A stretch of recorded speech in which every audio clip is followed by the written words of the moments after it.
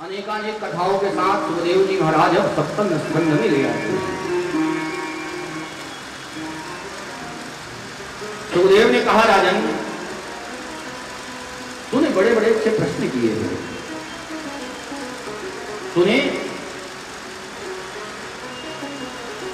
आज ये प्रश्न करके ना, क्योंकि राजा परीक्षित ने एक प्रश्न किया कि भगवान ये बताइए कि आप अक्सर कहते हैं कि परमात्मा राक्षसों को मारते हैं और भक्तों को बचाते हैं, तो ऐसा क्यों करते हैं?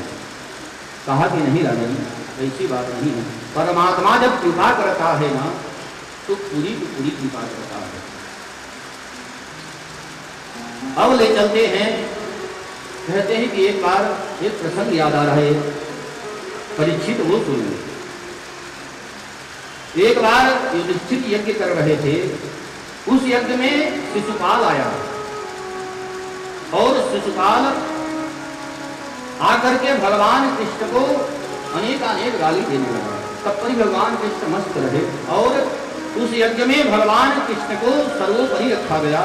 इस कारण और क्रोधित होकर भगवान कृष्ण को गाली देने लगा। तो युधिष्ठिर जाकर नारद से प्रश्न किया कि नारद जी ये बताइए कि युधिष्ठिर इतना ऐसे ये इसको इतना भगवान को गाली दे रहा है और भगवान इसको बोल नहीं रहे, क्यों? कहा कि देखते तो चलो, और देखते देखते जैसे उसका 100 पाप हुआ ना, कहते हैं भगवान का सुदर्शन चक्र छूटा और उसका सर धड़ से अलग हो गया और उसमें से जो पुण्यात्मा निकली वो जाके परमात्मा के चरणों में विलीन हो गई। युधिष्ठिर जी को देख करके बड़ा आश्चर्य हुआ। कहा कि नारद जी ये कैसे हुआ? कहा कि देखो, आप कृष्ण को क्या समझते हो? भगवान कृष्ण को तुम समझते क्या हो? बोले मेरे बुआ के पुत्र, कहा इसी कारण तुम्हें अभी तक उसके चरणों से प्रीति नहीं हुई। जिस दिन ये समझ जाओगे कि कृष्ण थे कौन, आपने युधिष्ठिर ज्ञान को अर्जित किया, राज भी प्रशासन भी बहुत अच्छा किया, लेकिन अभी तक आपने भगवान कृष्ण को पहचाना नहीं।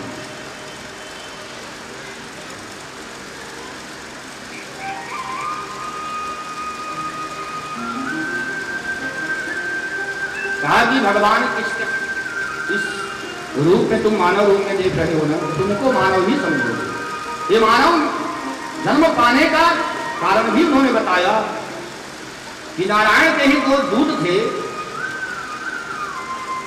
उन्होंने अनजाने में सनत कुमारों का सम्मान नहीं किया, जिस कारण उन्हें 3 जन्म में उनको राक्षस बनना पड़ा।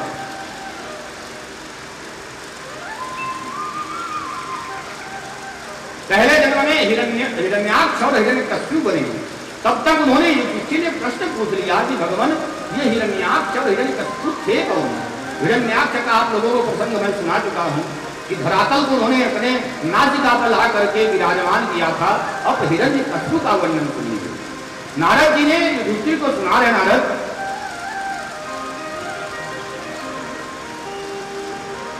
हिरण्याक्ष का जब अंत हो गया ना, हिरण्यकश्यप बड़ा उसके अंदर आत्मा में ग्लानि हुई, उस नारायण को छोड़ूंगा नहीं मैं जिसने मेरे भाई को मारा। उसकी पत्नी बड़ी ही भक्तिमान थी, भक्तिमान थी उसकी पत्नी, नाम था कयाधु।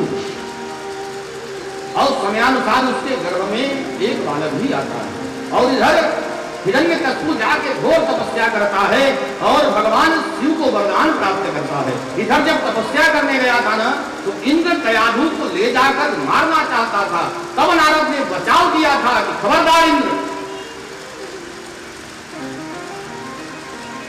ये कमला को तुम मारने क्यों जा रहे हो? कहा कि आप नहीं जानते इसके गर्भ में हिरण्यकश्यप का पुत्र है, आगे चल के देवताओं का ये भी कहीं विनाश न करेगा, हमसे युद्ध करेगा। कह नहीं, इस समय भगवान का परम लाडला भक्त इसके गर्भ में।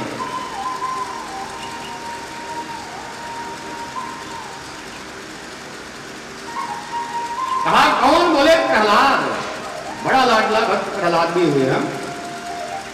और समयानुसार प्रहलाद का जन्म भी हुआ।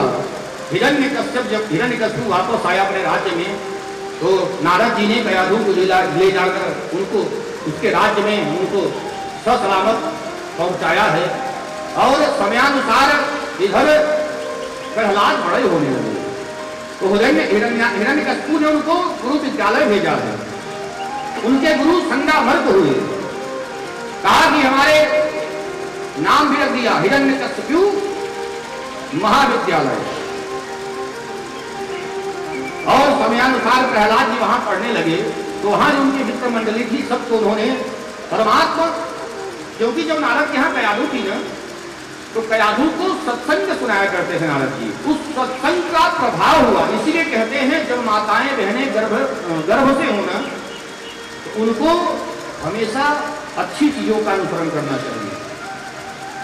अपने घर में कन्हैया का तस्वीर लगाओ, भगवान राम का तस्वीर लगाओ, धर्म के कार्य करो, भगवान सत्संग करो, अच्छी अच्छी बातों को ग्रहण करो, सास बहू की बुराई का न ग्रहण करो।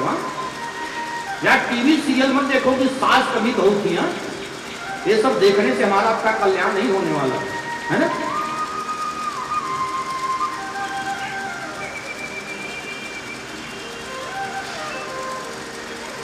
ऐसे ऐसे गाने भगवान बचाए। तो कहने का तात्पर्य था कि कयाधु को नारद जी ने बड़ा अच्छा शिक्षा ज्ञान दिया था। इस कारण उस बच्चे के अंदर बड़ा अच्छा प्रहलाद के अंतरात्मा में वो ज्ञान अर्जित था। और कहते हैं एक दिन संगामर्क जब ले जाकर हिरण्यकशिपु के सामने रखा कि भगवान सुनिए, आपके बालक ने क्या ज्ञान लिया, बिल्कुल ये सोचा था कि बड़ा शाबाशी देगा हिरण्यकशिपु कि आपने क्या ज्ञान दिया है। जब उन्होंने कहा ना, बोलो बेटे क्या सीखा, कहा पिताजी दुनिया में सीखने लायक है क्या, एक नारायण के सिवा कुछ है नहीं। कहा क्या कहा, बोले नारायण। कहा फिर वो क्या कहा, बोले नारायण। कहा तुमने ये ज्ञान दिया, फिर से अच्छे से जाके ज्ञान दो। कई बार इस प्रकार जब नहीं माना ना, तो प्रहलाद को कई प्रकार ना देता हिरण्यकशिपु, यहाँ तक कि उसने अपनी बुआ के उसकी गोद पर बैठाकर अग्नि के सम्मुख कर दिया है। और परमात्मा की कृपा से ना अग्नि भी उसका कुछ बिगाड़ नहीं। नारायण का कवच उसकी आजू बाजू चारों तरफ लग जाता था प्रहलाद की। इसलिए हमारे सनातन धर्म में ये होली का दहन मनाया जाने लगा। होली तो भगवान किसने खेला था, राम जी ने भी खेला था, लेकिन होली का दहन का तब से ये चला संस्कार जगा कि पहले हम लोग बुराई मिटाएंगे, तब भी अच्छाई की ओर आएंगे। बुराई कौन थी, उसकी बुआ थी। और जब के भस्म हुई, और देखो होलिका का मत पूजन करो। पूजन करने जाते हो ना, कई लोग शरीर का मैल डालते हैं ना, शरीर का मैल मत डालो, क्योंकि परमात्मा का भक्त है उसमें, वहां पुष्प चढ़ाओ। किसको, प्रहलाद रूपी भक्त को। क्योंकि जब एक भक्त की आराधना करता है ना, तो परमात्मा को प्रकाश पुंज भेजने में समय नहीं लगता। भक्ति भाव से वहां की पूजा करो, कचरा मत डालो, कचरा की काम नहीं है वो। दुनिया भर का कचरा लाएंगे और बड़े प्रसन्नता के साथ होलिका का दहन करेंगे। होलिका दहन करो, अरे पूरा आसपास के मोहल्ले वाले इकट्ठे हो जाओ, थोड़ी लकड़ी इकट्ठे कर लो, कंडे इकट्ठे कर लो, इस प्रकार से कर लो। हाँ, खड़े खड़े आइटम ला के डाल देंगे कूड़ा कचरा नहीं। इस प्रकार कहते हैं कई प्रकार का प्रकार ना दिया। एक दिन क्रोध में आकर के गया विद्यालय, और वहां विद्यालय में देखा कि सब बच्चों को लेकर के प्रहलाद कीर्तन कर रहा है। कौन सा कीर्तन, श्रीमन्नारायण।